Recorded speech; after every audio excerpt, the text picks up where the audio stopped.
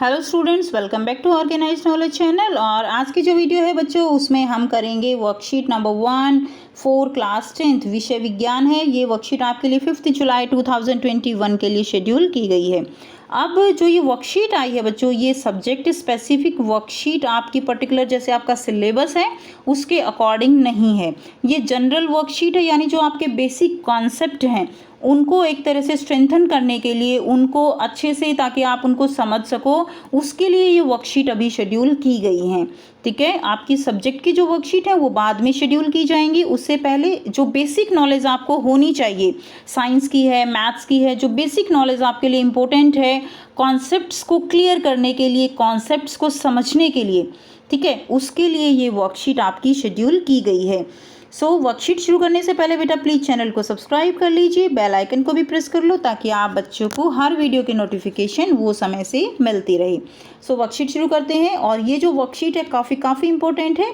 अगर आप इस वर्कशीट को अच्छे से करते हो तो आपके जो बेसिक नॉलेज है बेटा वो काफ़ी एनरिच होता है, जिससे आपको जो आपका सब्जेक्ट जो सिलेबस है उसको समझने में काफ़ी हेल्प मिलेगी। 9वीं कक्षा में आपने पढ़ा था ये धनायन और ऋणायन के बारे में जाना था। 9th में आपने पढ़ा था धन आयन क्या होते हैं, ऋण आयन क्या होते हैं। इन धन आयनों एवं ऋण आयनों के संयोजन से बने सूत्रों के बारे में हम अध्ययन करेंगे। लेकिन इसका अध्ययन करने के लिए आपको यह जानने की आवश्यकता है कि इन आयनों के प्रतीक और संयोजकता क्या हैं। ठीक है, तो हम धनायनों ऋणायनों के जो प्रतीक हैं, संयोजकता है, उनको जानने का प्रयास करेंगे। तो देखिए, सबसे पहले आप जो इम्पोर्टेंट है वो यहाँ पर इंक्लूड किए गए हैं, काफ़ी इम्पोर्टेंट है ये। इससे आपका जो चैप्टर फर्स्ट है केमिकल रिएक्शन वाला, जो रासायनिक अभिक्रिया का है, सेकंड चैप्टर, थर्ड चैप्टर, वहाँ पर आपको काफ़ी हेल्प मिलेगी अगर आप इन सबको याद करते हो अच्छे से। देखिए, हाइड्रोजन है, हाइड्रोजन का संकेत सभी बच्चे जानते हैं H होगा, उसकी संयोजकता क्या होगी, 1 होगी। ठीक है, सिल्वर का संकेत Ag, संयोजकता 1। सोडियम का संकेत होगा Na, संयोजकता 1 होगी। पोटाशियम का संकेत होगा K और संयोजकता आपकी 1 होगी। बेटा ये वर्कशीट आपको अपनी साइंस की कॉपी में ही सॉल्व करनी है, और ये सारी जो संयोजकता है, संकेत हैं, ये आपको अपनी कॉपी में लिखने हैं अच्छे से।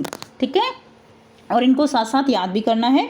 नेक्स्ट, कॉपर का संकेत क्या होगा, Cu, और संयोजकता होगी +1 एंड +2। इसी तरह मैग्नीशियम, देखिए मैग्नीशियम का संकेत होगा Mg और संयोजकता होगी +2। उसके बाद देखिए नेक्स्ट जिंक है, जिंक का संकेत होगा Zn। आपको बेटा याद रखना है कि जब हम ऐसे संकेत लिखते हैं जिसमें 2 अल्फ़ाबेट हों, उसमें फर्स्ट जो लेटर होता है हमेशा वो कैपिटल होता है और सेकंड लेटर हमेशा स्मॉल रहता है। इसकी संयोजकता होगी +2। इसी तरह कैल्शियम होगा Ca, संयोजकता होगी +2। इसी तरह देखिए आयरन होगा Fe, संयोजकता रहेगी +2 एंड +3। ठीक है, एल्यूमिनियम रहेगा Al, संयोजकता रहेगी +3। ऑक्सीजन के लिए सभी बच्चे जानते हैं O, और इसकी संयोजकता रहेगी -2। -2 और +2 का मतलब जो है आपने 9th क्लास में भी पढ़ा है। प्लस का मतलब क्या होता है कि उसकी इलेक्ट्रॉन देने की टेंडेंसी है, और माइनस का मतलब क्या है, उसकी इलेक्ट्रॉन लेने की टेंडेंसी है। ठीक है, अब ऑक्सीजन है तो ऑक्सीजन के पास इलेक्ट्रॉन जो है कितने होते हैं, 8 होते हैं। तो 2 और 6 बांटोगे इसका जब आप इलेक्ट्रॉनिक विन्यास करोगे। अब इसको दूसरा कक्ष पूरा करने के लिए कितने इलेक्ट्रॉन चाहिए, 2 इलेक्ट्रॉन चाहिए, इसीलिए इसकी संयोजकता 2 हो जाएगी, और इसको लेने हैं तो -2 हो जाएगी। नेक्स्ट देखिए, ऑक्सीजन के बाद है सल्फर यानी -2। नाइट्रोजन की 3 और 5 दोनों हो सकती हैं। फास्फोरस की 3 और 5 हो सकती है।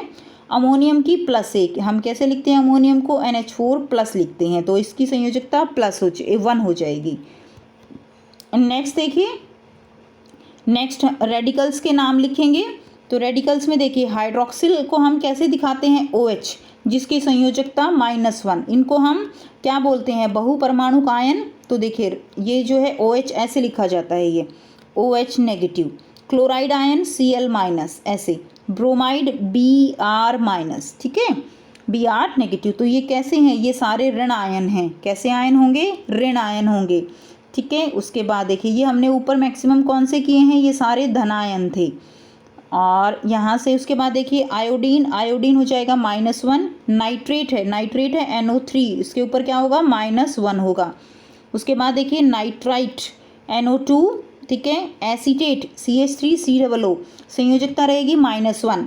नेक्स्ट देखिए बाइकार्बोनेट, बाइकार्बोनेट यानी हाइड्रोजन कार्बोनेट HCO3 -1, कार्बोनेट रहेगी CO3 -2, ऑक्साइड होगा O -2, सल्फाइड होगा सल्फर -2, नाइट्राइट होगा N, इसकी संयोजकता रहेगी -3, फॉस्फेट होगा PO4 -3, ठीक है। अब देखिए नेक्स्ट हमने यहाँ से जो है यहाँ से पढ़ लेते हैं। कुछ तत्व और आयन ऐसे हैं जिनके प्रतीक एक ही हैं लेकिन नाम जो है वो अलग अलग हैं। उदाहरण क्या है, ऑक्सीजन, ठीक है, और ऑक्साइड, सल्फर और सल्फाइड, नाइट्रोजन और नाइट्राइड, क्लोरीन, ब्रोमीन और आयोडीन, क्लोराइड, ब्रोमाइड और आयोडाइड। यानी वो क्या बन जाते हैं जब उनके नाम एक ही हैं। जैसे देखिए ऑक्सीजन है, ये ऑक्सीजन का संकेत हो गया। अब जब इसको ऑक्साइड फॉर्म में लिखेंगे O2- तो ये क्या बन गया, ऑक्सीजन से ऑक्साइड बन गया। इसी तरह ब्रोमीन से ब्रोमाइड बन गया, क्लोरीन से क्लोराइड बन गया, ये यहाँ पर बताया गया है। नेक्स्ट सूत्र का निर्माण, ये भी आपने 9th क्लास में पढ़ा था। सूत्रों का निर्माण कैसे करते हैं, धनायन और ऋणायन की संयोजकता के आदान प्रदान से सूत्रों का निर्माण होता है। जैसे मैग्नीशियम क्लोराइड MgCl, मैग्नीशियम की संयोजकता कितनी है +2, क्लोराइड की संयोजकता है -1, तो क्या करेंगे ऐसे क्रॉस करेंगे और Mg के साथ तो आ जाएगा 1 और Cl के साथ आ जाएगा 2, तो MgCl2, ठीक है। तो ये फॉर्मूला बन गया MgCl2। संयोजकता सदैव तत्व के कहाँ लिखी जाती है, मूलक के नीचे दाईं ओर लिखी जाती है, ठीक है। उसके बाद मूलकों में यदि किसी संख्या का लिखा जाना आवश्यक है तो उसे कोष्ठक में डाल दिया जाता है और फिर संख्या लिखी जाती है। जैसे देखिए अगर आप देखें एल्यूमिनियम हाइड्रोक्साइड है, या आप एग्जाम्पल ले लीजिए, अगर हम एक और एग्जाम्पल लेते हैं जैसे देखिए NaCl है, सोडियम क्लोराइड, सोडियम के लिए संकेत क्या होगा Na, क्लोराइड के लिए Cl, इसकी संयोजकता 1 है, इसकी भी 1 है, तो क्रॉस करेंगे और क्या बन जाएगा, यहाँ से बन जाएगा NaCl, ठीक है। इसी तरह अगर हमारे पास मैग्नीशियम हाइड्रोक्साइड है, मैग्नीशियम, अब हाइड्रोक्साइड को हम OH ऐसे लिखेंगे, ठीक है, तो इसको हम क्या करेंगे, इसको हम ब्रैकेट में ऐसे डाल देंगे। मैग्नीशियम की संयोजकता 2, हाइड्रोक्साइड की हमने ऊपर पढ़ा 1, क्रॉस करेंगे तो फॉर्मूला क्या बन जाएगा Mg। अब OH को हमें ब्रैकेट में ऐसे लिखना होगा, अगर हम OH को ऐसे लिखेंगे तो गलत हो जाएगा, तो हमें इसे किस में डालना है, इसे इस तरह से ब्रैकेट में कोष्ठक में डाल दिया जाता है, ठीक है। तो ये जो है इस तरह से आप फॉर्मूले बना सकते हो। अब यहाँ पे कुछ क्वेश्चंस दिए गए हैं जिनको हमें करना है। देखिए sodium, silver, chlorine, oxide, sulphide, calcium के प्रतीक और संयोजकता आपको यहाँ पे लिखनी है। तो यहाँ पे आप लिख सकते हो सोडियम, सोडियम का संकेत क्या होगा Na, और प्रतीक और संयोजकता लिखनी है ना, तो संयोजकता इसकी हो जाएगी 1, ठीक है, +1। उसके बाद है सिल्वर Ag, Ag की हो जाएगी +1। क्लोरीन है, क्लोरीन Cl, इसकी हो जाएगी -1। ऑक्साइड, ऑक्साइड है तो O और इसकी संयोजकता हो जाएगी, प्रतीक लिखना है तो O जो है 2- लिख देंगे, संयोजकता -2 हो जाएगी।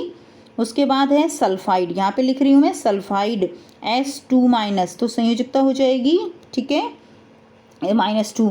कैल्शियम Ca, कैल्शियम की हो जाएगी +2।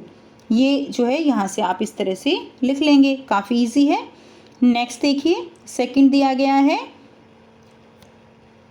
अब निम्नलिखित यौगिकों के सूत्र लिखने हैं। सूत्र कैसे लिखेंगे, कैल्शियम कार्बोनेट, तो यौगिकों के सूत्र लिखने हैं, हम लिख रहे हैं यहाँ पे कैल्शियम कार्बोनेट CaCO3, ठीक है। O यहाँ पे कैपिटल आएगा, ध्यान रखिएगा, कैल्शियम है तो C capital A small, CO3। उसके बाद है zinc sulphate, zinc sulphate ZnSO4, aluminium sulphate, aluminium sulphate Al2SO4 thrice, aluminium sulphate.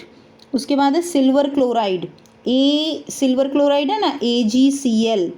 उसके बाद है sodium carbonate, sodium carbonate NaHCO3, sodium carbonate NaHCO3। अब मैं इसको क्लियर कर रही हूँ, आप इसको पॉज करके अच्छे से लिख सकते हो। नेक्स्ट देखिए पोटाशियम हाइड्रोजन कार्बोनेट, पोटाशियम का formula K, hydrogen carbonate KHCO3।